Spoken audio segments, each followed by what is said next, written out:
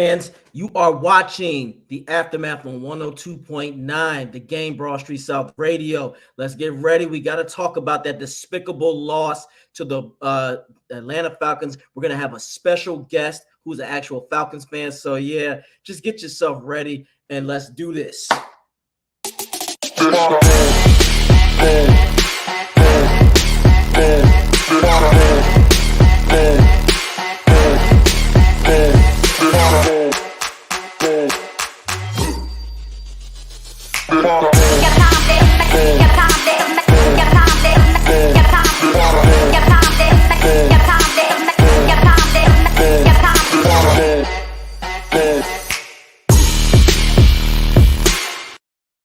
We did practice well. I practiced hard.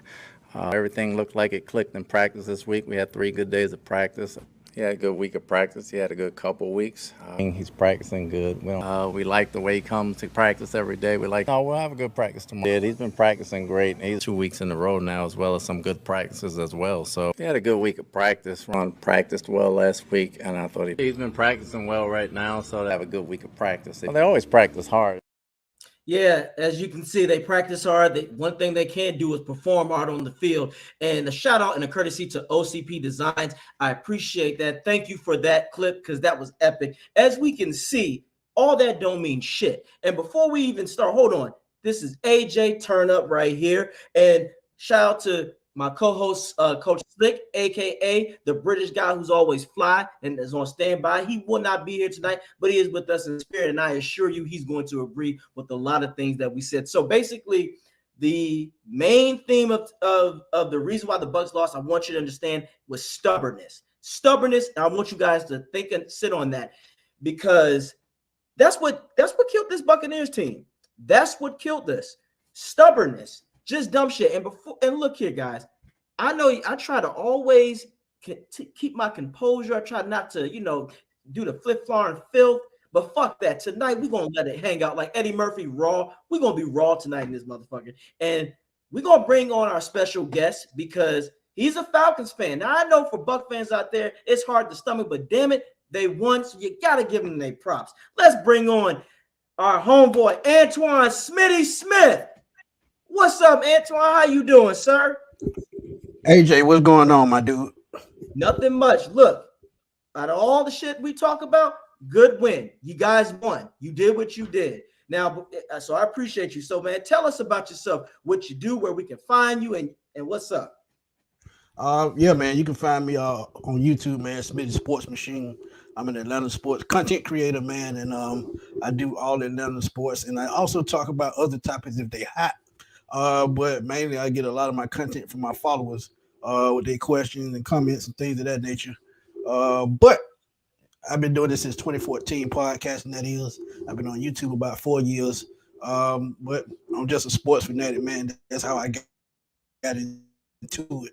I was given the idea by one of my good friends, and I just took it and ran with it. I can dig that, man. So are you an Atlanta native? Were you born there? Is that born and raised. Decatur? Bankhead. Bankhead. Oh, all right. Oh, excuse me. Hold on.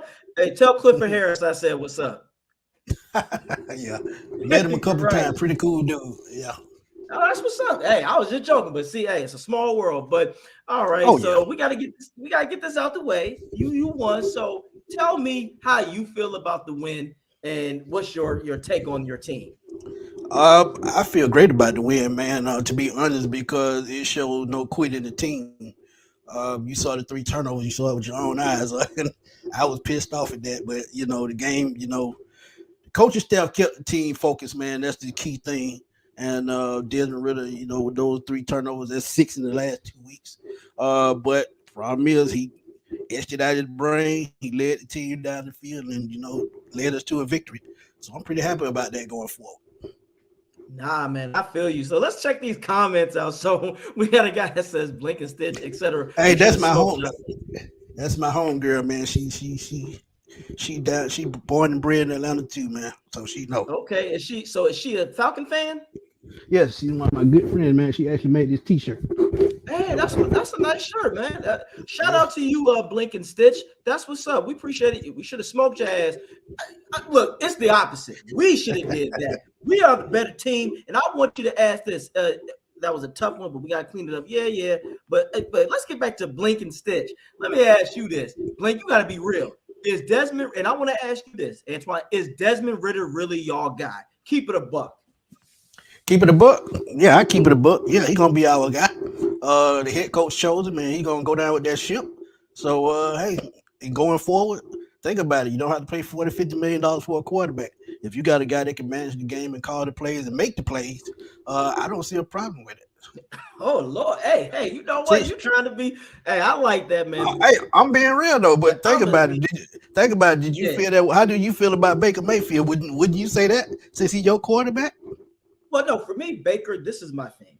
I think he was doing a good job, but when you ask him to be the hero, that's not his forte.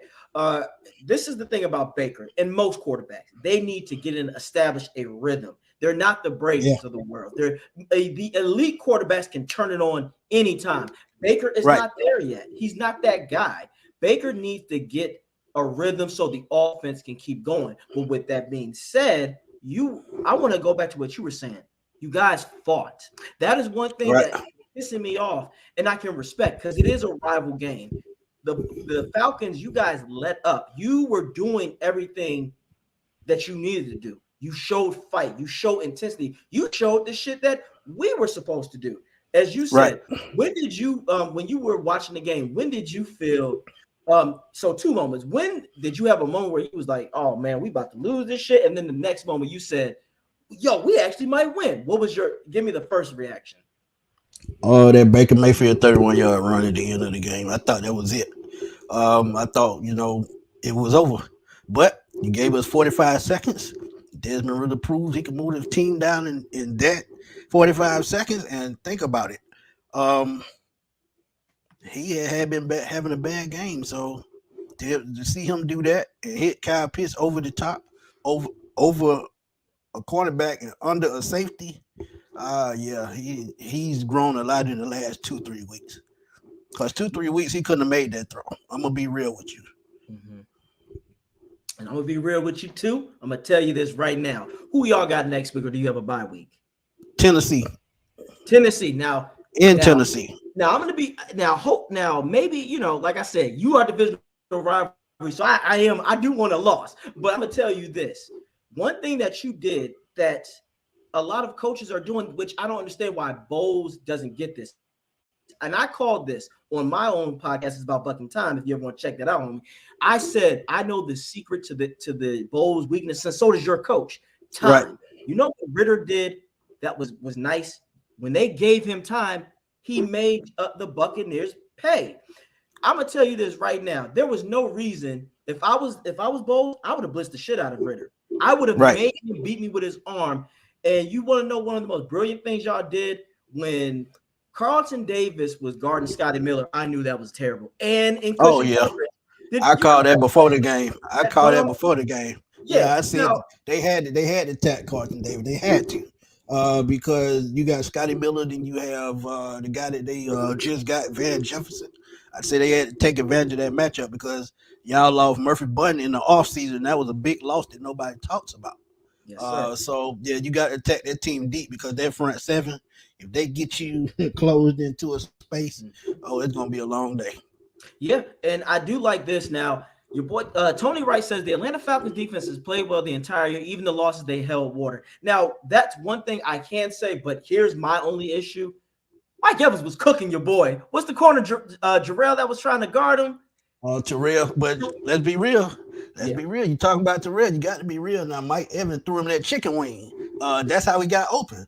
So come on. But your man is holding. He can't grab. You know one thing that they do that the league, if Evans was more of a vocal player, they hold Evans because he's so powerful and big. You have he's a physical receiver, right? Yeah, right. Because there were plays now. You got to admit, there was a play where when they called a interference, that man was grabbing Evans and pushing him and he didn't have a choice. He didn't have a choice.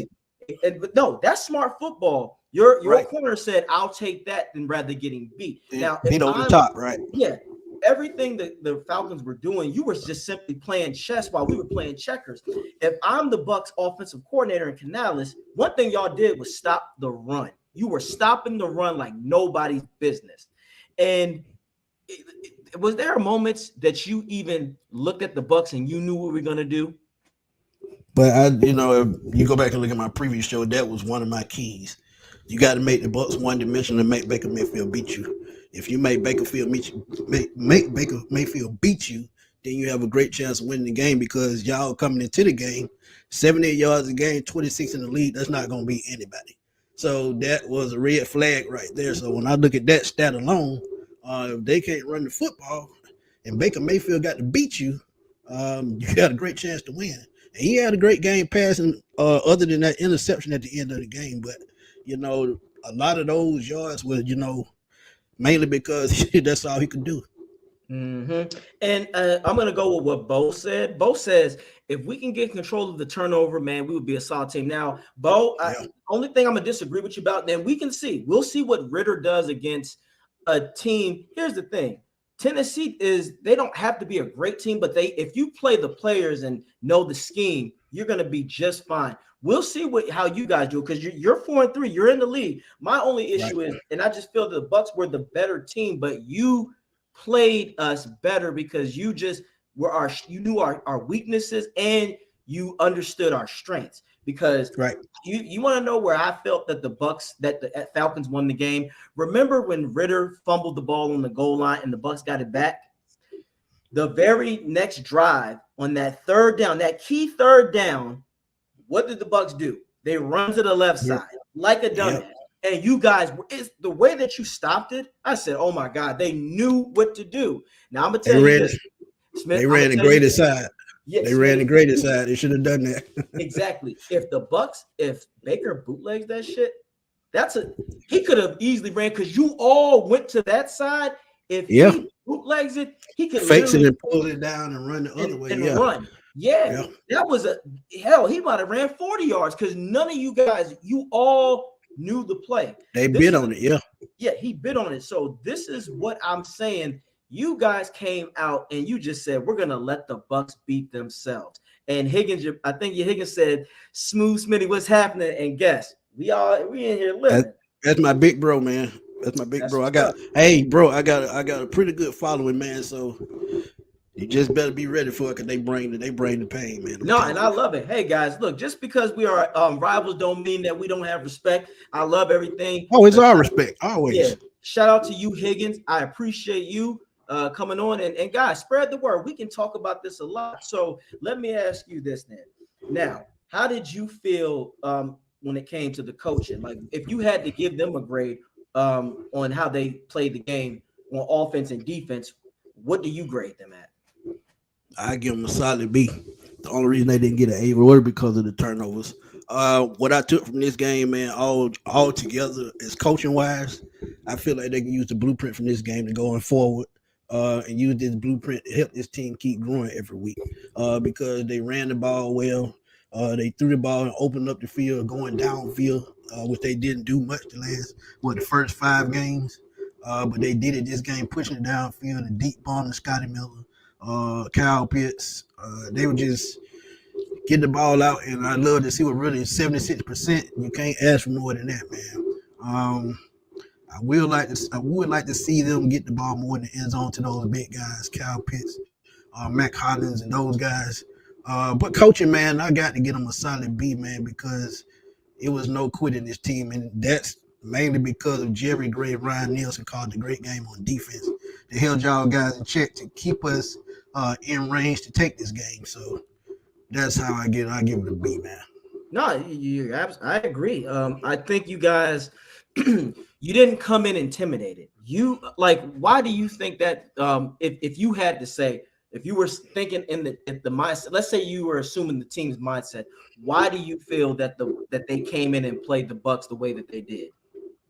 I think it started with the coaching staff. Arthur Smith went out this season, last offseason, and when it got like-minded coaches that's like him with that tough mentality, man, that never quit mentality. If you've been watching from afar, we teach competition in Atlanta. Nobody's job is safe, and that's a good thing.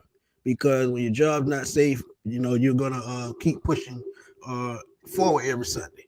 Lakel London, a name that we have not heard before the last two games, ended up with 4 tackles, a forced fumble, and a fumble recovery. So that it has to be with tough-minded coaching, man. That's just all it is. Absolutely. And I want to go to what Tony Wright said, because this is very relevant. When Master Baker Mayfield threw that pick, I knew the Falcons were going to win. He, Matthew Stafford, and Dak Prescott always throws picks. It's who they are. It's what they do. Now, to a certain extent, Tony, you do have a point. I think offensively for the Bucs, that did drain the life out of them, because once he threw that pick, first of all, it was a terrible decision. Why are you throwing into double coverage? Every time something bad happened, Baker was throwing into double coverage. But one thing that I do say, the scheme, you guys had a better scheme, because I'm not going to lie. You know where I think we could have beat y'all, Smitty? Where y'all were making yourself vulnerable, the middle of the field. Yeah. Every time, if you think about it, when our tight end Otten was getting good passes, it was up the middle, or what I say, the crossing route with Godwin. We were killing y'all in the middle. So why go to the outside? A tight end, if you're not Travis Kelce or Kittle, I don't want to see my damn tight end doing an out route. I need you to attack the middle of the field. So Shout out to y'all. Like, besides Evans, who else did you feel on the Bucs offense that they needed to negate to make in the receiving core to not have this offense like beat y'all? That's easy. That's Chris. Godwin. That's easy. I knew coming into this game that slot position with D. Offer was going to be key this game. D. Offer did a great job keeping him in check. Godwin did get a couple of catches, but for the most part, man, he held him in check, and I'd love to see that because, like I said, coming into this game, Atlanta's pass defense was probably top 5 in the league, and they flexed their muscles. Even though AJ got beat on that long pass, but for the most part of the game, they kept Baker Mayfield in check, kept everything in front of them, and that's what they needed to do. Yes, you are absolutely right. Now, this is where and then I want to ask you this now, because you were looking at the game earlier. The passing was hurting you guys. So, if you, in your opinion, had the Bucs kept passing instead of trying to establish a run, do you think that this game could have turned out completely different, or do you just think Atlanta still would have found a way to win? I just think they would have willed their way to a win because, like I said, there was no quitting this team. One way that I think Tampa could have got more yards was throwing more screen passes. When they throw screen passes, it seemed like they picked up a decent amount of yards, but they got away from that real quick with Rashad White and the short dude, number 83. He was a little gremlin, man. He was all over the field. But I think they would have kept with the screen game, they probably could have got more yards. But for the most part, man, I think our pass defense played as expected.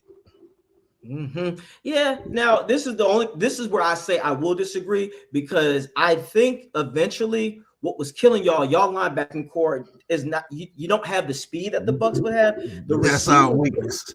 Yeah, right. See, and hey guys, see, I know my game. That's the first thing that I said, Smitty. I'm like, if we don't attack the damn Falcons linebacking core, we are in trouble. And we were not doing that. Every time I saw the Bucs, like, why are you running or why are you throwing this? Now, the reason why people disagree with me, Smitty, but I look at it like this. You know the NFL as well.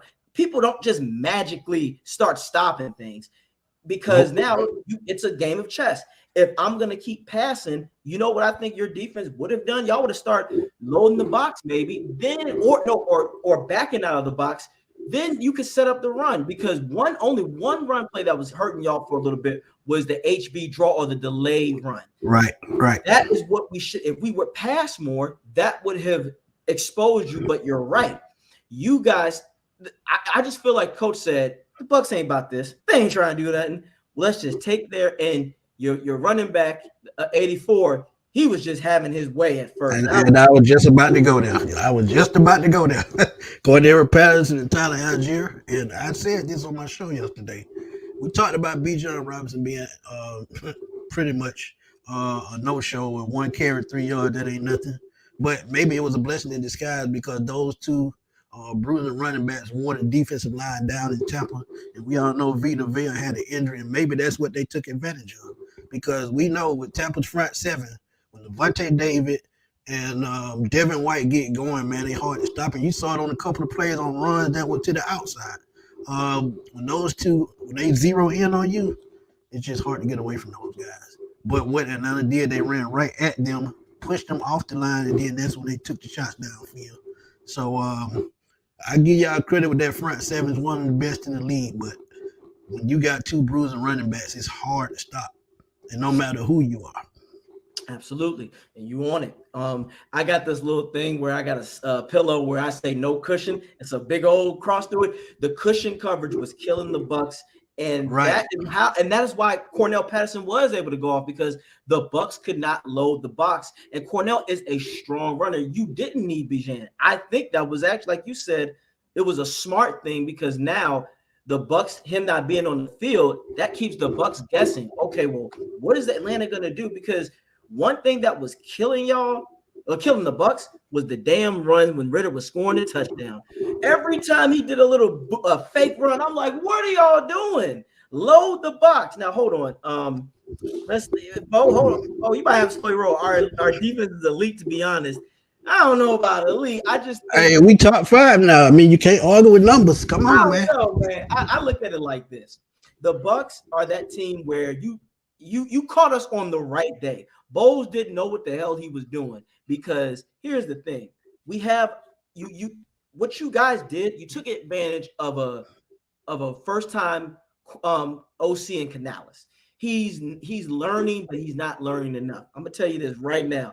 Yeah, he didn't make enough adjustments down the stretch. Yeah, he didn't make enough adjustments. Y'all can hear this now. I say this with pure confidence. If Bruce Arians was our coordinator, we'd have smoked y'all. You know why? We would have attacked the field. And the reason why I say that, even your own boy, No Budget Charlie, said AJ just didn't get beat. He had 3 interference penalties.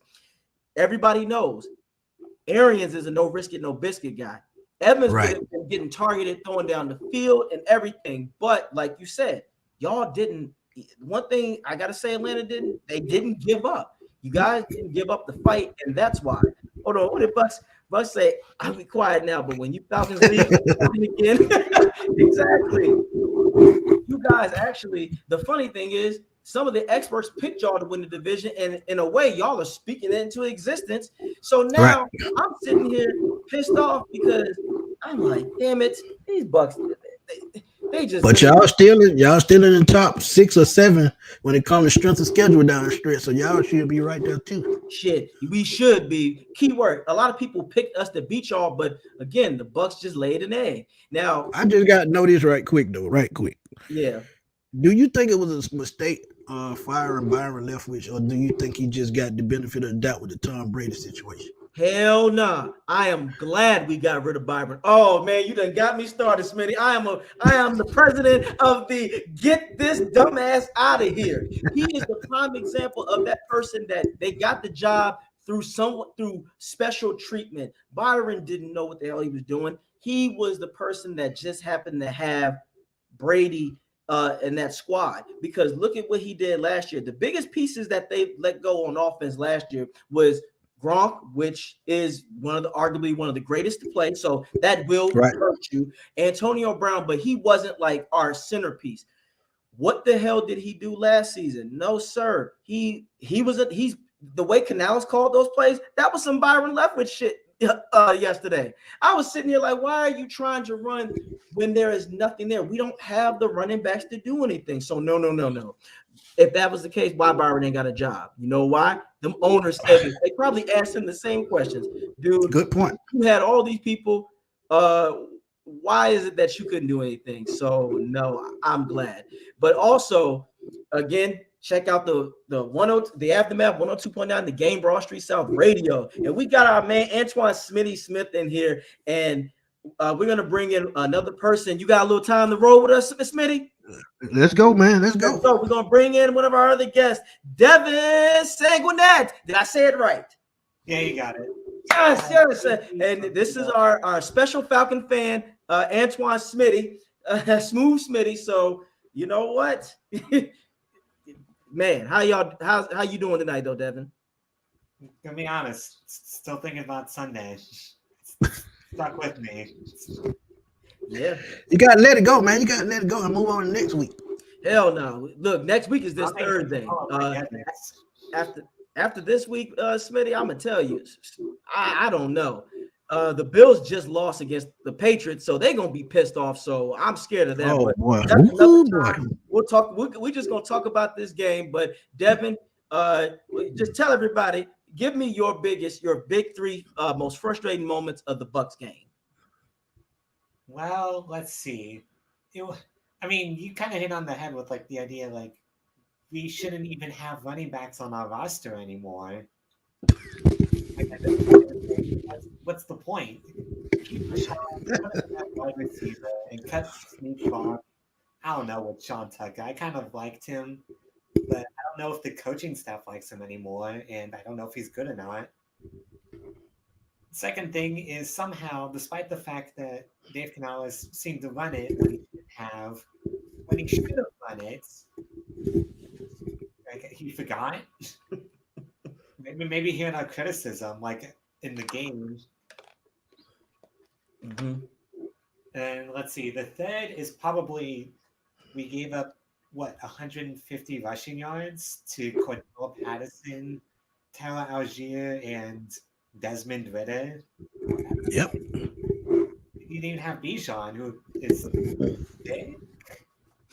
Yeah, it was a lot yesterday, and that's why Smitty, us Buck fans are pissed because I know people and all the people who are Smooth Smitty fans. I'm still saying it. We were still overall on paper the better team. We should have won, but we didn't. And I think Dude is about to come in here in a minute and drop some knowledge. But again, that's what's frustrating because we have the pieces, but the coaching staff. And I told people, coaching can really make players. How many players have gone down the toilet because this coach didn't know what he was doing? So, guys, people out there watching, do not think these guys are the most smartest. They're not. They just happen to have the best resources. Sometimes I challenge this. Like, Smitty, do you think if they had to pay you a third of their salary, don't you think you can make some of the better calls, even for your Falcons coaching staff? If you had that money? Yeah, definitely could. Definitely could. Yeah, and I say it too. I can guess. Now, people say, oh, it's not as easy as it seems. Maybe. Just because they call triple left 6'5", all they did is just say go out and right. Ain't nobody worried about that. How about you? What about you, Devin? Do you think that can happen? Do you think sometimes where you like, damn it, they getting paid all this money to call this shit? I can do that. What do you think? I mean, sometimes it really feels like it really depends. Give me a few years, I'll come back to you on that one. Yep. Uh-oh. I think Dude is coming in, y'all. Here he comes. He's about to come in like the hurricane. Oh, come on, Dude. Go ahead and break.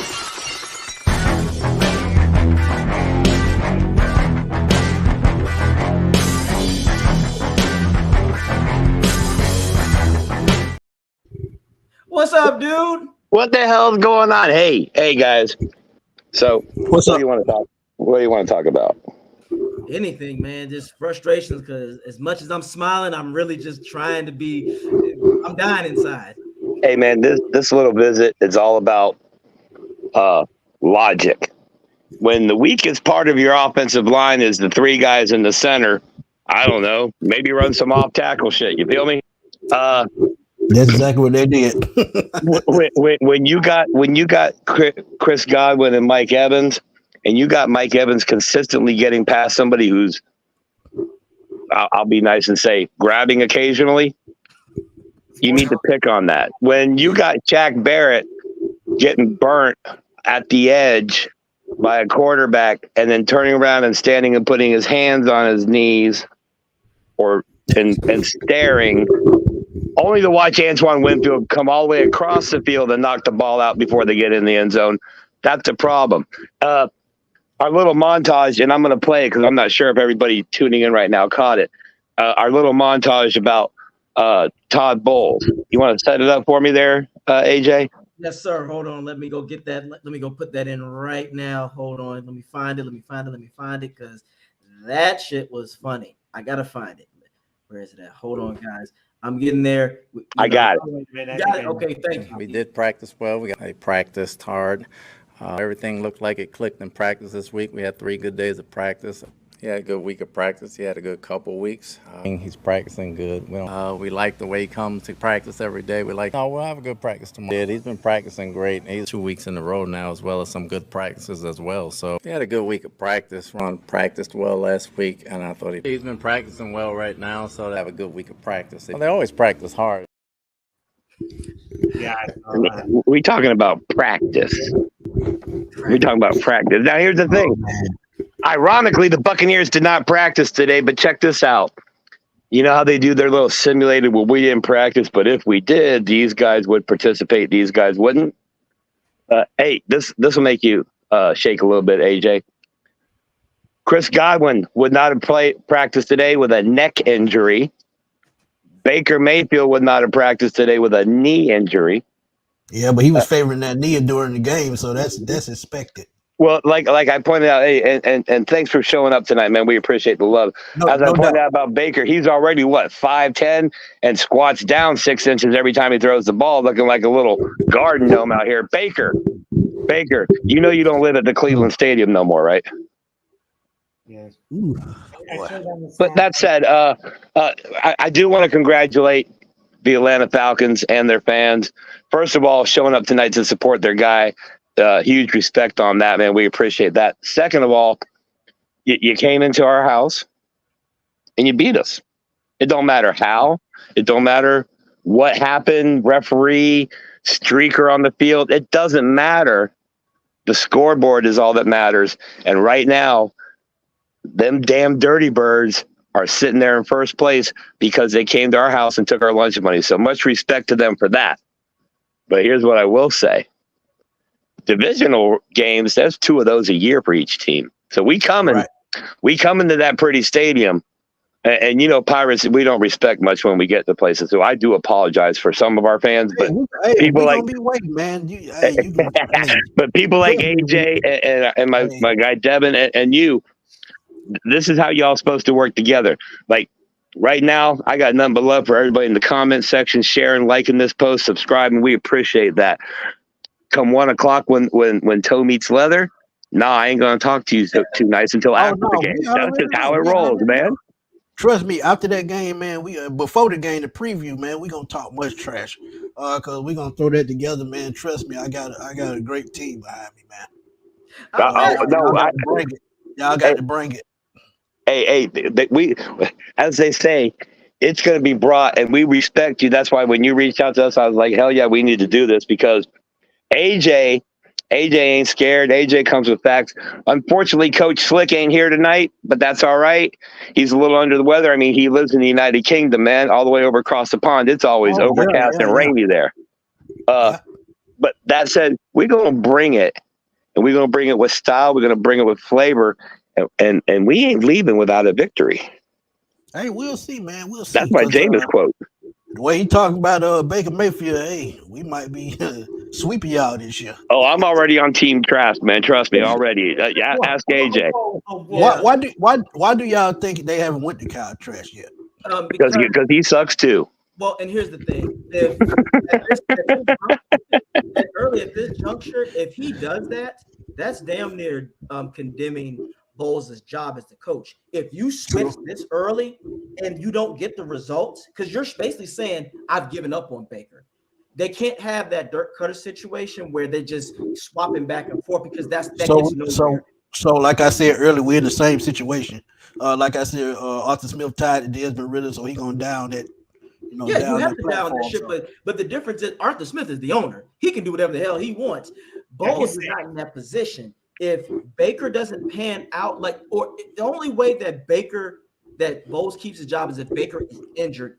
And if Trask comes in and dominates, then that's a whole nother situation. But right now, Baker has just got to slow the damn game down. I still believe in Baker. Now, at first it was 90% to 10, but after this game against y'all, that shit dropped to 60 and 40 because that interception was stupid. Hey man, as far as Arthur trying to make plays, man. That's all it is. Trying to make plays. I got none but respect for Arthur and how he owns the team. You do need to straighten out your damn aisles at Home Depot, but that's another show, another time. I got a question, and I want to poke a little fun. I'm going to start a little Run bit it. of the trash talk, and nothing Run it. major. I'm going to Run it. ask I'm you. ready. Now, keep in mind, I'm saying this after I done told you Baker and Kyle Trask suck. All right. How you got a quarterback that looks like he's 18 and 57 at the same time? Oh, you got the super jokes. Okay. I mean, we should call him Benjamin Button Ritter. But think about it, man. Yeah, he looked like he in between. But one thing about Ritter, man, he has no quit, man. Like I said, he's got the mentality. If I mess up, I got to come back and make a play. So as long as he keeps doing that and making plays and gradually getting better, I'm gonna support him 100%. I've so far this year, I ain't gonna lie, it's not like I watch every Falcon game, right? But I've seen 3 of them, including yesterday. My word for him would be unfazed, steady Yeah. as he goes, man. And to be honest with you, you talking to a Buccaneer fan all the way back to day one of the Buccaneers back in the 70s. So I can tell you about erratic quarterback play. I can tell you about quarterbacks that break your heart. I'm right there with you, my brother. I'm 44 years old, so I done seen some bad times. When I started watching football, Dave Archer was the quarterback. Imagine that. Yeah, I remember, didn't you guys have back in the original days of the black uniform and helmet, way back, I'm sorry, at the red helmet, what was that quarterback's name? It wasn't Majikowski, was it? It was something, I hate saying it, but it sounded like a Polish name. There you go. Holy crap, man. Back then, I was like, all right, who sucks worse? Because I live in Florida. It's either going to be the Bucs or Atlanta. Oh, well, they both suck. So here we were. And like I said, I got nothing but respect. And I'm going to say this. I say Baker and Trask suck, meaning I could never do what they do. I get that. But on the NFL, through the NFL lens, as NFL quarterbacks, Baker ain't cutting it. Trask, he can't even get on the damn field. So, hey, Buccaneers, what are you doing? Are you looking? Are you looking at next year's draft? I'm gonna be honest with you with that. I agree with that to a certain extent, but your boy AJ, he made the perfect point. The offensive coordinator is young; he's learning on the go.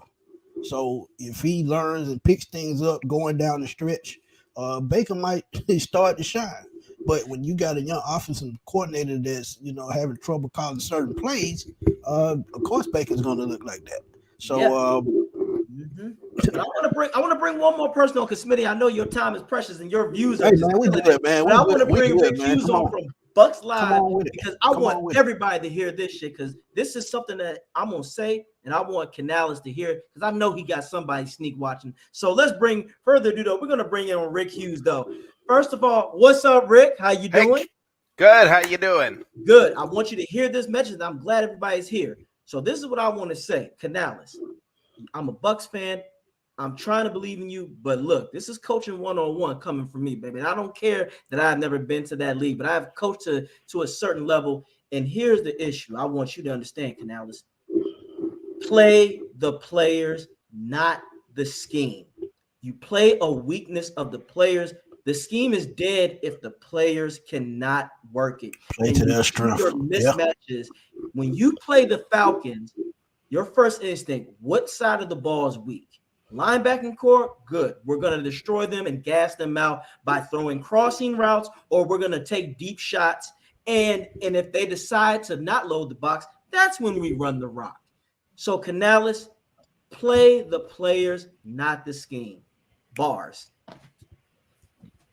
That's all I got to say. Now I want to start with you, Smitty. Do you agree with that statement or not? And then we're going to work our way around. Do you agree with what I just said? I agree with that wholeheartedly, because I said the same thing about my team.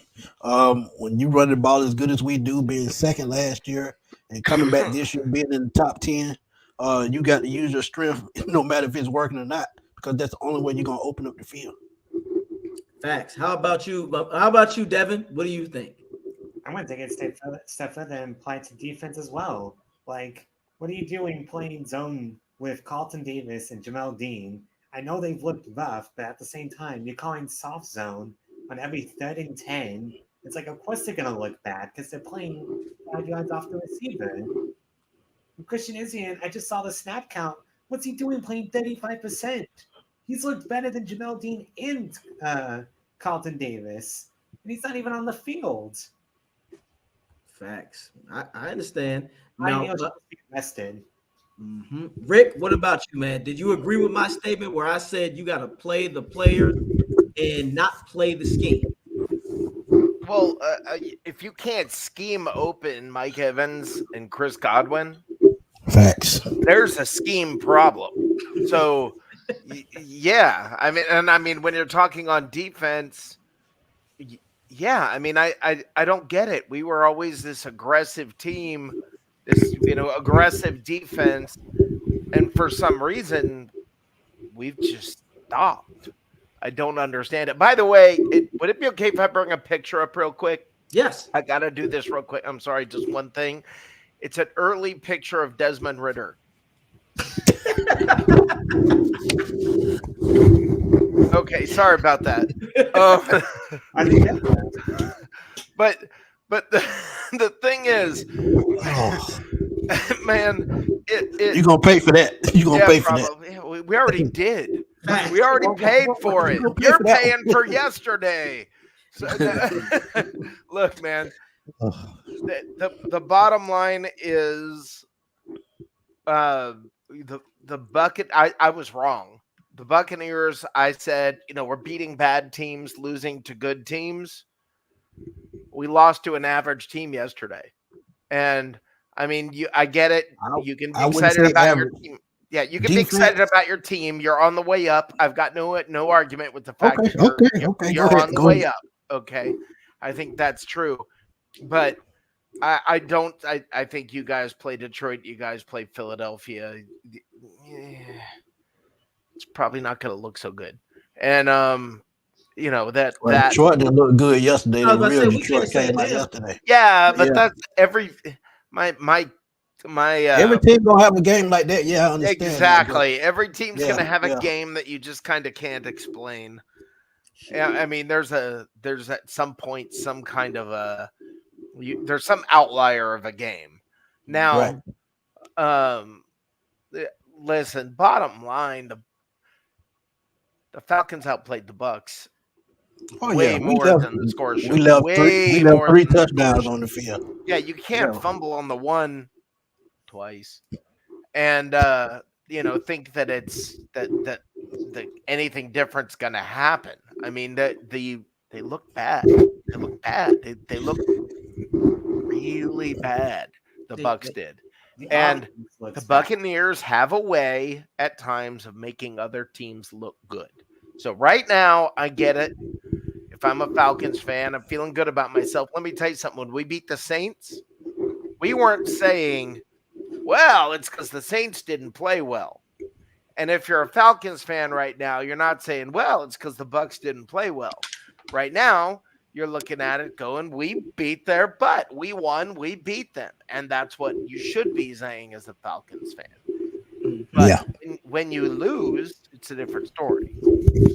And Detroit beat us. The Falcons did everything they could possibly do to give us the game. We just refuse to accept it. And good teams don't lose a game like what the Buccaneers lost yesterday. The Falcons did everything they could to lose the game. They should have lost the game. They were just playing a team that doesn't know how to win. And if the Falcons do fumble on the one twice, Falcons do the kind of stuff that they did yesterday, they're not going to beat good teams. That's true. And Can't argue with that. Can't argue with that. Because look at this. Now, Falcon fans, don't be like Detroit, guys, because Detroit did beat us. But you know what? More than likely, Baltimore's coach did? Just don't do what Bowles did. Don't give them rushing coverage. Crazy thing, they beat us by the same score. I look at it like this. Here's the thing. In this era, and guys, we can all agree on this or not, but we all have to be real. You can't be a run-first team in this era of football. That's only going to get you so far. And that's my thing about Ritter. Let's see what he can do. But from what I've seen you guys the past couple games, teams beat y'all because they made y'all one-dimensional. Ritter, he played a good game, but he also, again, your coaching is what beat the Bucs. The players, yes, they outplayed. You guys outplayed us, but it was outplayed due to the coaching. You looked at Ritter took what the Bucs gave him. Anytime he saw cushion coverage, he took advantage. The best play was the play he threw the pits. Through the pits, that was a perfect thrown ball. But I'm gonna tell you what, Ryan I was gonna say, don't give it too much credit, but you got Ryan Neal doing what Ryan Neal did. Ryan Nielsen, Ryan Nielsen won this game, man. His name should be Ryan Ass Neal. This is why I say that, Ryan Ass Neal, because first of all, his football IQ must not be that well. First of all, why the hell are you going to run in? This is football 101. The Falcons had no timeouts. Pitts is going to – where is he going to run, guys? Would he run to the inside to possibly take time away, or is he going to try to run out of bounds? Come on, Smitty. Wait, they had no timeouts. Outside the bounds. So why the hell y'all had no timeouts? Yeah, they had timeouts. No, but they only had one. But either way, that they're gonna try to go to the out of bounds. Why the hell are you gonna try to run inwards? Yeah. And Pitts literally just turned it just to the outside. That's what killed the game, because if he makes that tackle, who knows? Y'all weren't in big field goal range just yet. He makes that tackle, it makes the game harder. Neal needs to be benched. And the simple fact that Bose came out with that dumbass thing saying his job is in security, that already tells me that Bose, he plays BB, and what I call that bitch ball. You cannot be scared. The way the Falcons, the way y'all played us, this is what your coach probably said, I don't give a damn that Evans and Godwin are out there. I don't care. Baker got all this hype. Go out there and bust their ass. Go out there and play your best. That's Ryan Nielsen. That's what Ryan Nielsen thought. Y'all were messing up. Your coach probably said, we still got this, because they ain't doing shit about it. When a team let y'all hang around, like you said, we technically took off 14 points when we stopped y'all at the goal line, but we didn't do anything. So just real quickly, I want to mention something, because I'd be remiss to. So if I remember correctly, on Twitter, someone commented saying that Ryan Neal on the season has allowed 11 of 13 completions for, I think, over 150 yards and 2 touchdowns, and has allowed a perfect quarterback ranking. So just thought I'd throw that out there into the universe. Yeah, I'm not sure how that gets figured. You know, one thing. Yeah, I don't remember either. I don't know what I'm talking about here. None of you guys may not know what I'm talking about. In the newspaper called Family Circus. And they'd show the kids, they'd show like a scene of the living room, and you'd see a dotted line wherever the kids had been. And it would be like going up the wall and then around and over the couch and here. That's Ryan Neal on the field. It's just, I just see him just running around, going everywhere. But I mean, it's like, why aren't you where you're supposed to be?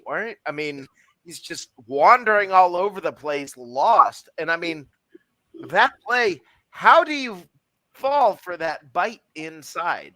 How do you do that when you know they're not going inside? But this is just as bad as Dave Canales choosing to run the ball. I mean, not to run the ball. Mr. Stubborn about the run doesn't run the ball with 1 minute and 20 seconds left. I made sure to comment on that. Yeah, he just decides 3 quick passes and make sure we leave them as much time as we can. But you got to think, before Baker made that 31-yard run, y'all only had like 38 rushing yards at that point. So they don't have any confidence to run. But then you kick the field goal and there's no time left. True. Atlanta's burned their timeouts, if nothing else. True. So when you've got 1 minute and 20 left and you're on the 8, and you're stubborn about the run despite the fact that you suck, but you keep doing it, and then the one time you really need to run, they completely abandon the run. Yes, and you are absolutely right. And Strap 24, I want to read this comment. I think this is your boy, but what about the end result? We beat y'all. That's the end of it. Y'all are talking about everything the Falcons did wrong, but what we did right. And this is why we're saying it, Strapped Up 24. it wasn't like the Falcons just took over the game and defeated the Bucs. If anything, the Bucs kept giving y'all were giving the Bucs chances to win this game. So again, and I want to go to this because I get it, Isaiah.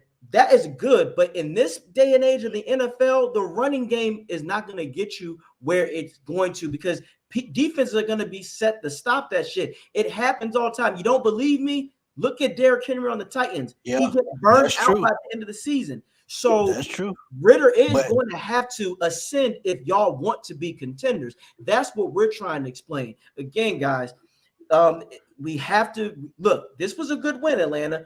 But if you really look at it, you have to ask yourselves: did the Falcons dominate this game, or did the Bucs find a way to lose? Because we played like a bad team that finds a way to lose. We're not taking that away. The Falcons fought their asses off. You guys did. We're not getting. We actually dominated if you think about it, because like you said, with the 3 turnovers, if it weren't for those, man, we could be talking about a 25-point win, margin by a victory. So Falcons just came to play, no matter no matter what happened. And when Baker Mayfield threw that interception, that was just a cherry on top. That was just a cherry on top, and that was a terrible decision. And Buccaneers fans need to learn from Smitty. Let me tell you something, Buccaneers fans. You need to learn something from Smitty. Because I can tell you, if the Bucs won a game 16-13 and Baker Mayfield fumbled the ball twice on the 1-yard line, all hell would break loose. And all we would hear all week is how horrible the Bucs are and Baker Mayfield and how horrible Baker Mayfield is. Smitty's teaching y'all. Everybody take notes, because that's how you're supposed to act as a fan. You're supposed to say, yeah, whatever. Shh, don't talk about that right now. We won the game. Let me tell you something. Nobody ever says, it cracks me up when people say, oh, yeah, that win wasn't pretty, but we won. Nobody ever says, wow, that was a beautiful loss. I mean, it doesn't matter whether it's pretty or not. It's irrelevant. And so tip your hat to the Falcons, because they showed up at the end of the game at 16. We had 13. One thing I was proud of with the Falcons, man, they just beat y'all up in the trenches. That's just at the end of the day. Yeah. That's at the end of the day. Kind of easy to do with our interior line. Right. Kind of easy to do with our interior line. And Rick, you said this already. I think a lot of people don't realize the Bucs line is designed to stop the pass. We were under the Brady regime. Guys, go back and check out Bucs Live with Rick. He says some real life things. You have to, it's about logic at this point. Yes, you're going to dominate the Bucs run game in the trenches. You're supposed to, but if you look at it, if the Bucs pass, it could have been an entirely different story, because we were getting y'all in the passing game, but the problem is Canales was calling the worst plays at the worst time. Otten shouldn't be doing any out route passes. Give that shit to him in the middle. And another thing, I want to say this, Tompkins, you got to get your weight up and you got to know your lane. That fumble should have been avoided. This is why I teach kids, Smitty, when I coach them, you fall forward. Don't be trying to do all them damn too many kids out here thinking that they Barry Sanders. You're not. You're going to get rocked. Tompkins should have failed. That was another thing. That turnover killed all the momentum again. Yeah, small as he is, he need to fall every time. We found ways to lose that game, and the Falcons took advantage of it. They found ways to lose that game, and we did not. That is the bottom line. I mean, that's how it goes. Listen, if we're going to run the ball, why are we running inside the tackles? Our tackles are the only decent thing this team has on the offensive line. We have phenomenal tackles. Our guards and our center suck. So what do we keep doing? Well, let's run behind them. Now, I mean, I don't get it. Why did we? I mean, at the beginning of the game, we come out, we're throwing passes out into the flat. We're throwing these screens out here out in the flat. It's working great. Everything's awesome. This is what I've been preaching. You've heard me saying it, AJ. Stretch the field horizontally. That's what I thought we were going to do. That's what we preached we're going to do. And then we decided all of a sudden Let's stop doing that. And it makes no sense. The only people that we're really using outside are people like Kate Otten. What the heck? I mean, the guy you shouldn't be. And our tight ends are horrible. They can't block. I mean, I don't know. But you got to get a Falcon pass rush credit, man. The Falcon pass rush came the entire game. Listen, let me tell you. Once they got one dimensional, Falcons were 10 off, and that's what they were supposed to do. We are one dimensional. We can't run. When have we had 2 dimensions? I know. I said that earlier. Yeah, no. You guys came into the season one dimensional.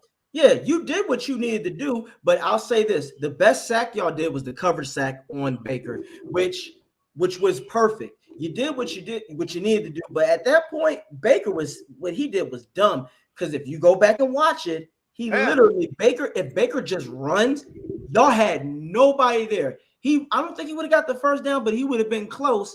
It's just one of those games where, like you said, the simple fact that you didn't give up, the Bucs did. And I go back to that pass because Ritter did it. He did what he needed to do, and he was on the money. Pitts just caught it, and he outsmarted dumbass Neal.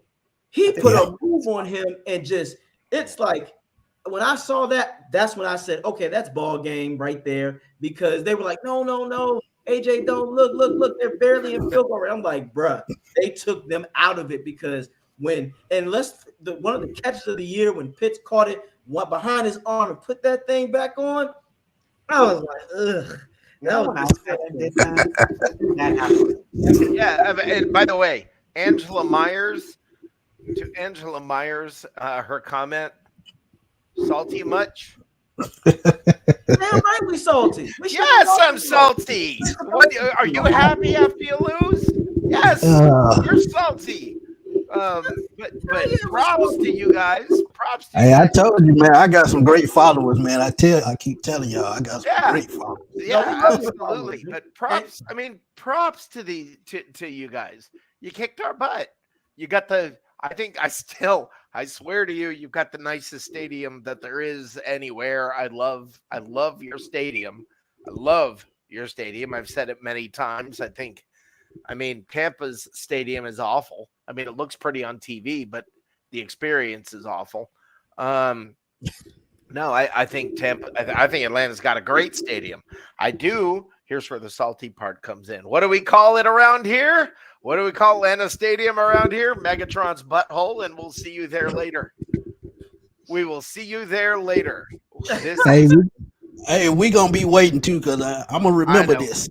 I'm gonna remember this. Hey, look again. I tell you, after y'all get that beat down in Atlanta, I'm gonna remember this because I'm gonna go hard next time. We will deserve it. I promise you, we will deserve it. And one thing about me, Smitty, that you know, that they all know, as much shit as I talk, I take that back too. Absolutely. I will come back with the red nose and root beer and the cake and be the clown of the week. I've done it plenty times. I've done it plenty times before, and I'll do it again. When I was talking shit about the Eagles, Rick advised me I wouldn't go that far. And I'm like, nah, we're gonna take care of business.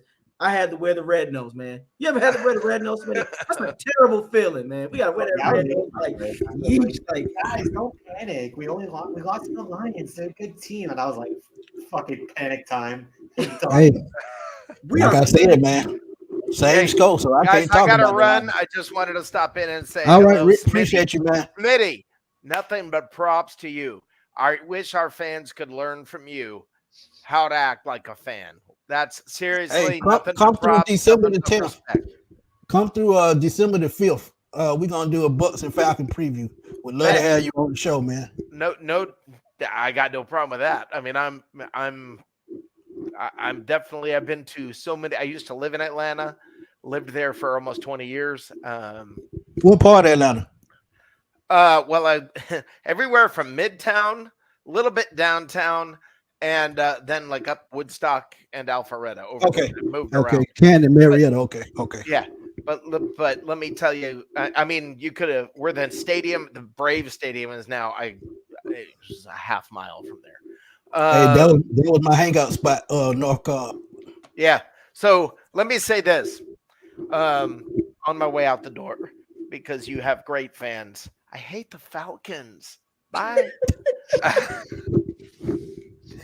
Oh man, he got me with that one. Okay, he That got was me with good. that That one. was a good one. No, now for me, the team that I detest that we both can agree on is the dumbass Saints. Nobody likes the Saints. I We don't can't like stand the the Saints. Saints. I don't All care the what.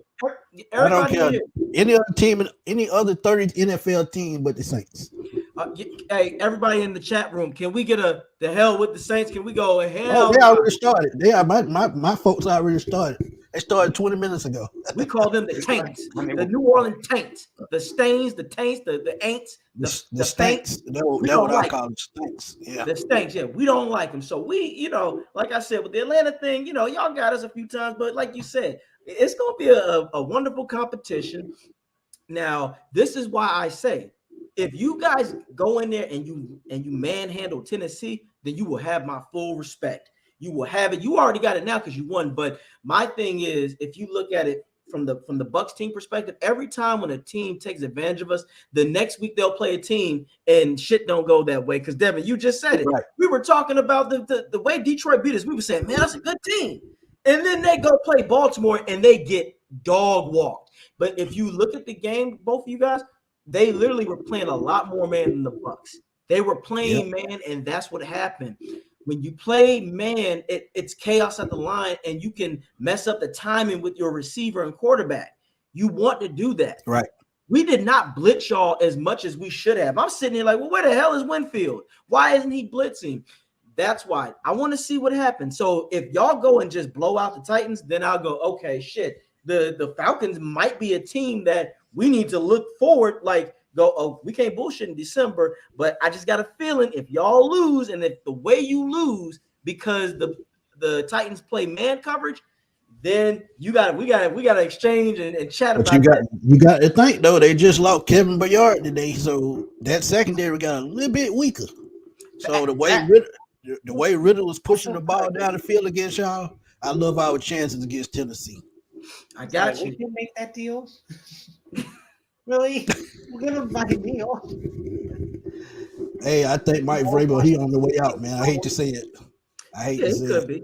He just happened to last longer because he was under the Belichick regime. So it could be his time. But I want to ask you this. I want to start with you first, and then Devin. If you had to get someone in a trade, who would you want that you feel that can upgrade this team? If I had my way, Yes. I would say Rashawn Gary from Green Bay. Okay. And why do you think that? Why would you want that? Because you can never have enough pass rushes, man. We still have a lot of young guys as pass rushers. I think you add a veteran to the pass rushing group. I think that makes the group better as a whole. But Rashawn Gary, a power edge rusher, I would love to see that in Atlanta. My man. Devin, how about you? How realistic do I have to be? Like, Look, I know let's say if someone saw the Bucs and saw that we just need a running back away from being ultimate contenders and we could just and they take a discount, who would you want? No, yeah, I was joking because I literally just wrote an article this morning basically about we need a whole new secondary practically because honestly, I don't think we need another cornerback, at least one. We need another safety because Ryan Neal, even if he wasn't the worst player on the team right now, he's on a 1-year deal, so it's like we need another safety. And then like I don't know if Antoine Winfield will want to stay or not. But I'm actually going to say, I'll look at offense. I've been saying Javonte Williams for really realistic. He's on a bit. That would be a good one. Yeah, that would be a good one. And here's the thing. Denver doesn't need him anymore because Jaleel McLaughlin is good. And he's probably cheaper than Javonte will be. I like That's that. facts. I'll give up a second for Javonte. Like, he can actually make Gotcha. I'll say this. If I had my way, and I know people say he might have some miles on him, but I don't give a shit. He's good enough to where this offense could be a double threat. It is Derrick Henry. And I know people are like, that's cliche. No, You want a guy like that that can make a hole for himself. That's what the Bucs are lacking. None of our running backs, and Devin, you could attest to this. They're not go getters. They're not just. You guys sometimes. I like running back position because that's what I played for. Even in the backyard, I don't care if there's not a big ass hole. I'm gonna make one. My deal is sometimes I want to punish the runner. It's a game of chess. You want to beat up a defense, so then when the fourth quarter comes, they're bruised and they're winded. And they don't want to tackle you. So it's either But that. how much does he have left in the tank? Is my question. But here's the thing. I think he got just enough. The thing is, with Mike Evans and Godwin, he could be an easy decoy in the play action because now our play action is good already, but it could be a bigger threat because you have to acknowledge it. And if Right. and Derrick Henry can run in between tackles. So because when we do one play, it'll be 2nd and 8, but a guy like Henry, he can make it easy 2nd and 2. And with that being said, Baker doesn't have as much pressure, and those bootlegs and play action will come into full effect because now a defense has to honor that. You guys saw it. You look at how Atlanta played the Bucs. You didn't give a shit about the run game. Y'all was sitting back like they're running the ball. Who cares? Yeah. Or Dalvin Cook. The reason why I say that, he's not doing much in New Jersey. I mean, with the Jets. With Brees Hall, he can't do nothing. Yeah, he can't do anything. Yeah. So get him for cheap. Our running back core is just garbage. And look, I appreciate that Atlanta support. He said Henry to the Bucs would be scary. You damn right it would be scary because now you got a legit guy. All we would need is for Henry to be average. We don't need him to carry the big load. I always say you need that big running back in the postseason. When they get cold, you got to have that big guy. Exactly. You have the big guy, and that's why I think the Bucs in a happy world, if we could afford him, but we're not. If Baker was Brady, then I think Derrick Henry would definitely be here because he would say that's a Super Bowl contender. If we want the future, then I would say Derrick Henry in a heartbeat. I just like Javonte because there's more upside with him long term. Yeah. Because right now, receiver too. I'm not looking at Super Bowl right this second. Yeah, good receiver. Yeah, so I agree with you guys there. So I mean, but overall, it's done. The damn Falcons have won, so you guys can ride to glory for this week because again, hey, we'll see y'all in December. Ain't no need to keep rubbing it in. We'll see y'all in December. No, this is your moment. Enjoy it. I like I said, I'm past it. I'm ready for Sunday, bro. I'm ready for my man. Hey, and guys, for you Falcon fans, prove me wrong. Shut me up, because right now I want to see if you really can beat. If you can get on a streak, that's different. But like you just said, it's week by week. For all we know, what if y'all take a dive and y'all lose a lot of games? Y'all might. I'll tell you, what's up? If we win this game, this could be the catapult to something great. Because that means we will have figured out what to do on offense, keep playing well on defense, and we could be talking about a great run towards the playoffs. This game is going to be key. Yeah, I'm not exactly afraid of the Titans right now. I think they're kind of a weak team, but they still have a pretty scary defense. Yeah, but them all is your trap teams, right? When you talk about the bad teams, them all with your trap teams. So that scares me more than anything. But I still have the confidence that we're gonna take this one. You're right. You're absolutely right on that. And wait a minute, do y'all play a Thursday game this year? I don't think so. Damn, y'all lucky. See, that's the good thing about y'all. See, the Bucs. After this game, I want to ask you this, Devin, since you're a Bucs fan, what is your confidence percentage level going into this game this Thursday against the Bills? Ooh, boy. I've never been less confident unless we're playing the 49ers. That would be the only way I'm less confident about this game. Yeah. No. I don't I already said we would lose the Bills, because they always run hot and cold, because that's just who they are. It's sort of like the old Seahawks with Russell Wilson, where they look really amazing and they just kind of fall flat for some inexplicable reason. It's I don't win. I know they lost to the Patriots, but not the Bucs win, which is pretty embarrassing. the Patriots like the worst team in the NFL. Yeah, I'm with you, Devin. I'm at a 30% because the reason I'd say if the Bills would have won, I'd be a little more happier because they might just say, it's the Bucs. We'll overlook them, but they're pissed. They just lost their like divisional rivalry. So they're gonna Right. they're gonna be out for blood. They're gonna be out for blood. So if I am the Bucs, I say this: if the Bucs, it could go either one or two ways, and I'm gonna tell y'all this right now. Either the Bucs will win by the skin of their teeth, or the Bucs are going to get smacked the hell up. We're talking 42-3 or some shit like that. We all know Rich Stadium is a hard place to play, bro. Always have been. Always have Exactly. been. Not playing at home. Well, actually, it might be better that we're not playing at home. That might be a better thing. Somebody said I'll be at the game this Thursday getting paid, but I have to root for the Bills. Oblivion Empire. I feel you. Enjoy the game, man. Hopefully, Yeah, he up there north. Yeah, he up there in the north. Okay, well, I heard Buffalo got the best wings, so I got to get up there and try some. I got to try. Look, I'm a wing man, but we'll see. Hey, ain't no argument here. I talk about wings all the time on my show. Trust me. I love it. Nah, I feel you, bro. You know what? And I want to get your final comments on the Atlanta game and what do you expect from them for the remainder of the season? Smitty, how do you feel? This game right here, like I said, man, I think it's the catapult. Well, next week it's the catapult, but this game pretty much set us up and see where we are because, like I said, without the fumbles and all that, I think this game is just out of hand. So that was a positive.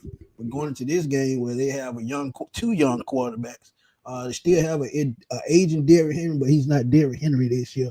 I think, this game, offensive wise, I think this is the game that we should take note of because I know they got Jeffrey Simmons and he's a beast in the middle of that defense. But outside of him, I don't have no worries. None. I can dig it. And I appreciate you as that. And shout out to Rod Johnson, dude is a good host, has a lot of good questions. I appreciate it. And again, we always appreciate anybody subscribing and spreading the word. And for you Falcon fans, spread the word. We ain't that, we don't hate y'all that bad. You're not the Saints, so you ain't got I gotta let my boy James Canada know I ran into y'all. That's my man. Yeah, that's my dude, man. Yeah, that's my dude, man. That's what's up. Funny story right quick. Yeah. I got into podcasting 9 years ago. He was my very first guest on my podcast. That's what's up. Hey, look, shout out to James, man. James he knows the game. He played at that level. So it is a privilege of talking to someone who actually has been there. And he was on the legendary 90s Bucs defense under the Godfather Dungy. And played with legends like Derek Brooks, Warren Sapp. I'd be walking. James is better than me. I'd walk around cocky every day. Like, look, I played with the best of the best. What you gonna tell me? I love it. I got to give him a shout out too, man. Big Game Sports Network, man. He doing his thing. Yeah, we appreciate you. And please let people know your Instagram and where they can follow you and tell us what else you got planned. Hey man, I don't do Instagram. I'm gonna be real with you. I don't do Instagram. But I'm on Twitter all day long at Fatboy Slim. Y'all see it up there on the screen. That's my Twitter handle. Smooth Smitty. That's my name that Mr. Higgins, who you saw earlier, he gave me that name. Shout out to him. Catch me on Smitty Sports Machine on YouTube and Spotify. I download the shows on Spotify so y'all can listen to while y'all riding, running, or in the gym just chilling. So y'all can always get my perspective on sports. And shout out to my co-host, Mr. 95 North Alberto. He's now on Bleacher Report doing Falcons content. So shout out to him. He's involving in this game and he's doing this thing. And shout out to my followers, man, for showing AJ and the Bucs Report love, man. Y'all did y'all thing. Y'all came and supported, and I always appreciate y'all. And yeah, man, that's what I do, man. I just love talking sports. Exactly. And as your man Atlanta supporter said, Smooth Smitty the truth. And yes, he is, y'all. And as always, we appreciate you. We love to have you come back on there. And again, shout out to Antoine Smitty Smith and Smooth. Oh, and if you want a custom shirt, man, I can get my girl to hook you up with that. And she'll do that. Just DM on Twitter, and she'll be there, man. She do anything. What's her Twitter name so people can know? And her little self. and her little self. So you all heard it, and always Smooth Smitty. Oh, and her little self 23. Bet. Thank you. And as always, man, we appreciate you and the followers you brought. You the truth, man. I appreciate your time and energy. And thank you for staying on longer. We appreciate you. Hey, man, I do this all day, every day, my brother. I see. You the man. And as always, man, take care of yourself and God bless him. Appreciate you, AJ. We'll be chatting with you in December. I will see y'all in December, man, before that. Take care, brother. Yes. And now, Devin, is there anything? Give us where we can find you. What you got planned, and tell them about the articles that you've done. Okay, so right now I'm thinking about. Can't believe I have to write this, but I'm gonna do probably another head coach sort of thing because I'm gonna be honest. I don't see, even if Bulls somehow gets a 9-win season, I really don't see how he survives. I might do a domino effect because we talked about in the group chat a little bit about, like, you know, if Bowles is gone, like what happens to everyone else. So I might do a little bit of that. Thankfully, I'm not doing draft prospects yet. Thank God. If I have to do that in the middle of the season, it's going to be after we lose to the Panthers or something. Mm-hmm. But yeah, right now I have what this team needs, which is safety, cornerback, interior O-line, running back, possibly quarterback. So that's five players right there. Some of those we can't even solve right now because who's giving up interior O lineman or a quarterback. So yeah, you can find me www.cannoncrunch.wordpress.com. I'm on Twitter, or the artist formerly known as Twitter, at Devin Singh, and Cannon Crunch is my username. And yeah, tomorrow I think will be the head coaching article. Not sure yet. I appreciate that, Devin. And always, thanks a lot, man. Thank you for taking your time to come out and just have that buck talk. Because you look, the way you talking, that's how I feel inside. I'm numb and I'm just like, but I'm trying to let it out so it don't care. Because again, we got shit to do on Thursday. But as always, Devin, go Bucs and take care of yourself, my man. Yeah, thank you for having me. Of course, my brother. Be easy. And look here, guys. So yeah, and again, for everybody out there who was with us and supporting Smitty and Devin, we do appreciate you staying. And I like these comments, so I gotta read it. Titans are gonna win against the Falcons, Giovanni. We'll see if that happens. Then the Falcons, you're a team that you're trying to get better. So just take it one game at a time, like the Bucs will. But I think Ritter is the answer, not really, but at the same time, he won the damn game, so I can't talk that much. But that speaks a lot about your resilience. So good for you guys. First place, yep. Angela, yep. And you skipped my comments, huh? We still won? Yeah, we know you still won. That's a beautiful thing. You are absolutely right. We can't take none away from y'all. We got to wait till December 5th to play y'all. And I thank you, Antoine, Wartime TV. Good show, good game. I enjoy it. It was a good show, but a damn sure wasn't a good game for the Bucs. Hell no. Nah. Atlanta supporter, thank you. This was good. Yeah, please. Look, we just because we Buck fans, y'all, we're not here to we can't talk all that shit. We have to win first, then we'll talk some shit. But I know, and the Slick will tell you, Slick as well, we can accept defeat when we have it, but at the same time, we are good assessors. I assess things. I don't just look at the surface of shit. I have to go and delve deep because that's how life is. You can't always go by things in the front surface. That's how a lot of people get misled. Like right now, the NFC South, we still have 4 teams that are okay. If that, well, the Panthers are some shit. Saints, they are inflated. The Falcons and the Bucs are right where I think that we really are supposed to be. 2 teams just trying to find our identity and make something of it. But now that I had gotten that all out the way, I'm about to give y'all that little rant that I told y'all earlier about this team. So bear with me. And again, like I told you, the kids and stuff, I hope no kids is watching, but I'm about to just let the shit go. Here's what it is. Here's my issue with Bowles. Bowles, everybody knows. Buck fans knew this shit. You knew this. In the early part of the season, the Buccaneers defense needed to be great, not good or solid. None of that shit. You knew what you signed up for, Bowles. This offense with a new coordinator, the line is still finding themselves. The offense needs the gel. You knew this shit. So your duty was to make this Bucs defense great. Just like Gruden, when he came in to the 0-2 Bucs, he knew that that offense needed to take time. So what did he do? He challenged the 2002 Bucs squad. I need you to be great with 9 turnovers. That's what will it take to help get your team to that next level. Bowles should have established that. And again, good coaches play the players, not the fucking scheme. The fucking scheme is only good when players can adapt to it. Because a lot of people out there piss me off about it. Well, this scheme can be this and that. No, it's not. It's if you can stop this shit or not. If I was playing Mike Evans one-on-one right now and it was a go route, he's going to win 90% of the time because he's going to beat me.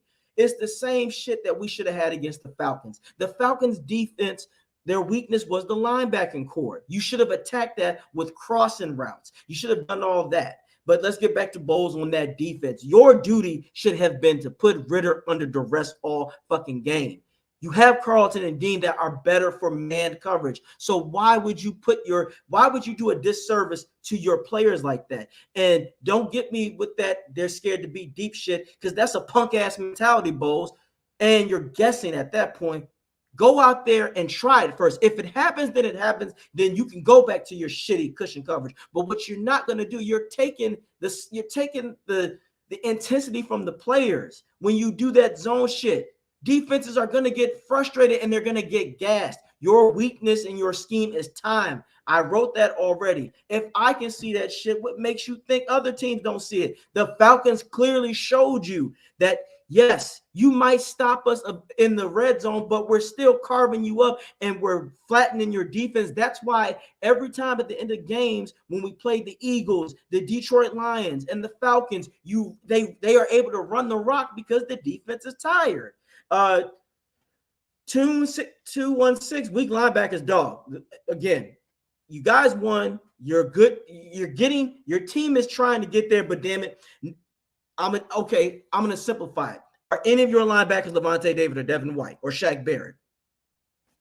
You got to be real with that. Be real with yourself. Again, I like that y'all won, but we got to keep it a buck. You're a team that's trying to get there. Again, we have the two top tier teams to me that in the NFC is still the 49ers and the Eagles. Everybody else, the Detroit, they're still finding themselves. Everybody else, we are still trying to get there. And no disrespect. Hey, there's no disrespect here. It's all love here. This is just football talk. Again, we are talking about millionaire players and you know what I'm saying? So no, it's just, but it frustrates me when Bowles knew what he was signing up for. Your duty was to make this defense great and be aggressive, play more man coverage. Usually when this Bucs team plays man coverage and we jam receivers, that allows the front seven to get there, but it's hard to do that when you're making them play zone coverages. There's been plays where Vita Vea comes out in coverage, which I think is the dumbest shit. So Bowles, as a coach, you got to get your shit together. You can't play scared. Scared money don't make money. You got to go out there and show your players that you believe in them. When you do that shit, you are hindering and hurting your players by saying, I don't believe in you. And you got to call shit out when it is. Ryan Neal should be fucking benched. He's garbage. He's always letting things happen. I could have played safety better than that shit. I saw it. First of all, Bowles, you should have been doubling Pitts. You shouldn't have worried about anybody else. Pitts was the number one guy. And just, again, back to Ryan Neal's dumbass. Why are you going inwards when you know he's going to try to run out of bounds? Your mission was to beat him to that. That was stupid. He's not going to run in the middle of the field.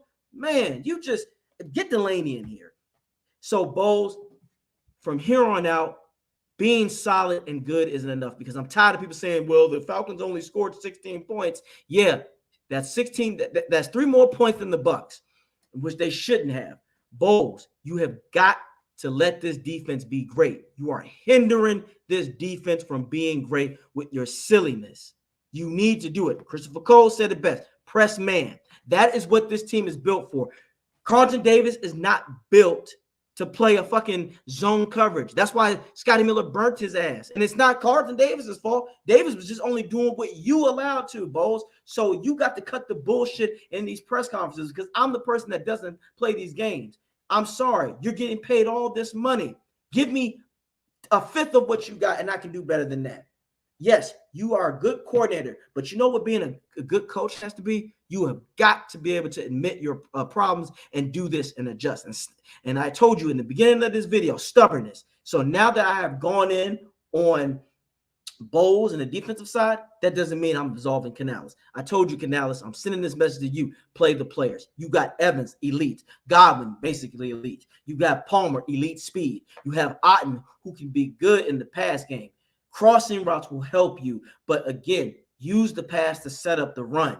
Rashad White, I don't believe in him, but it is what it is. We got to stick with him. He is better as a pass-catching receiver. I heard that Edmonds is clear to play, so let's see what he can do, and let's see what Tucker can do. Vaughn, I don't know what the hell you're doing. I used to believe in you, but you need to get your shit together. But for the running backs, running back one-on-one, sometimes you got to make a hole. And James said this before, is offside. I get that, but to a certain extent, you have to just say fuck it and go through there and make a hole for yourself and fall forward. And that goes to you, Tompkins. Stop trying to do all that jukey shit. You too small for that, man. I'm not trying to disrespect you, but just again, that's how a lot of people get injured, because you're trying to throw your body, and that's when shit happens and you fall, and you can fall, and those bigger dudes will twist your ankle. Fall forward, damn it. When you fall forward, nothing bad is typically going to happen. So do that. And back to the running backs, just make a hole. Fall forward, damn it. Give your team something to work for. So that is why. And Canales, again, set up the pass to set up the run. You can do that because I guarantee you, I was talking to people on Twitter and, oh, well, the passing, we can't be one-dimensional. We already are one-dimensional, so why not be dominant in the passing game? We were making strides against the Falcons in the past. The Falcons weren't just going to fucking magically stop everything. You can't. They don't have enough on defense to stop Evans, Godwin, Palmer, and Otten. They didn't, and we were showing that. But also, again, Baker, this goes to you too. You got to make better decisions. You got to make better decisions. That throw was inexcusable. Sometimes just tuck the shit and run, or throw it away, or go to your check down. The check down is your friend. We had a guy called Brady out here. He was never afraid to do that. So again, Baker, that is on you. But again, I want to go back. Wait a minute. What did you say? The team, this wasn't the team to press. It's hard to press when you're trying to play the run also, because at that point, you're just helping set the block. I disagree. Here's the thing. Tune 216, is there a true receiver? And I ask this again. Is there a receiver on your team that is an Evans, Godwin type of player? Now, that's where we really have to be honest with ourselves. You guys are killing with the backfield and Pitts, but at this moment, Ritter isn't the kind of guy that's just going to like destroy that kind of coverage, because I guarantee you this, if we press at the line and it's Ritter, if he has to take that extra look, that's when Vita and Kancey and Shaq will have their way, because that's how Kancey got that. Is Kancey and Bear was able to strip to get that sack and pick up the ball due to the fact that Ritter wasn't ready and he didn't have anybody to throw to, because I think they were playing man coverage. So man coverage, and it's a risk it or biscuit mentality, but that's what this Bucs team needs. Ball Goofy thinks we don't have enough to stop Godwin and Evans. You didn't. You got penalties to show it, and that touchdown, that's what happened, my man. It happens. I'm just saying, big wide receivers get the holding calls. Not all the time. Sometimes they will, but not all the time. But my whole point is the Bucs offense, Canales, you got to take advantage. You have to take advantage when you have all these weapons to your disposal. When you call plays not to mess up, that's when you mess up the most, because you're supposed to be having fun. You have a splurge of riches around you on the offense. Throw that damn ball. Don't be scared. And I say this because we're going into the game this Thursday against the Bills. I don't know. If you come out with this mentality, Canales, of being as stubborn as shit with this run, it's not going to get us anywhere. We're not a run team right now, man. We don't have it. So go out there and pass. What's the worst that can happen? You see what I'm saying? That shows me you have to believe in your team as a coach. You have to go in there and say, Fuck that other team. I don't care who they got over there. Josh Allen, I don't give a fuck who he is. Put him on his ass. Stephon Diggs, cover the and blanket the shit out of him. Let's frustrate him. First thing you already know, if we get him flustered, he's going to get pissed. So do your job. Don't worry about the consequences. If I see that you get burnt, but you were trying, I don't give a shit about that because you know what I'm going to say? Go out there and try again. But if you play cautious, that's what's going to happen. Coaching, Canales and Bowles, you got to go in there with a fuck that team mentality. I don't see that. I see you guys going in there giving other teams more respect, and that's why they're beating us. We can possibly beat the Bills, but if we don't contain Josh Allen, that's a wrap. And I'll explain that later on this week. But guys, Canales, play the players, man. Damn that scheme. If the scheme ain't working, don't stick to it. You know what they say. The definition of insanity is doing the same thing and expecting different results. You're being insane with these stupid ass run calls right now. You're being insane when you think that it's going to eventually crack when you don't have the backs to do that. That's not Allstott back there. That's not Cadillac Williams back there. That's not LeGarrette Blount back there. That's not Doug Martin back there. That is Rashad White, someone who has way too many chances and hasn't proved that he is a premier back. He is a second string back at best, and when it comes to being a receiving back, that's his forte. Tucker, we don't know yet, but I want to give him a shot. Edmonds, we don't know yet. Vaughn, I've kind of lost my patience with Vaughn. So that is my entire point. This Bucs team has got to get it together. If you don't go in this game with the mindset that I can beat your team and I don't give a shit about it, we're going to continue to lose. We're going to continue to be a bad team, and we're going to continue to circle the drain, and we're going to prove these dumbass reporters right. The Bucs aren't ready. So Canales and Bowles, you need to do some soul searching this week. You got to go in there and do something and adjust. I want you to adjust and take chances. Bowles, I want you to be more nasty and aggressive. I want you to play more man coverage. I want you to get out of that damn mindset of don't get beat deep. Fuck all that. I want you to play balls to the wall and play hard. Pause.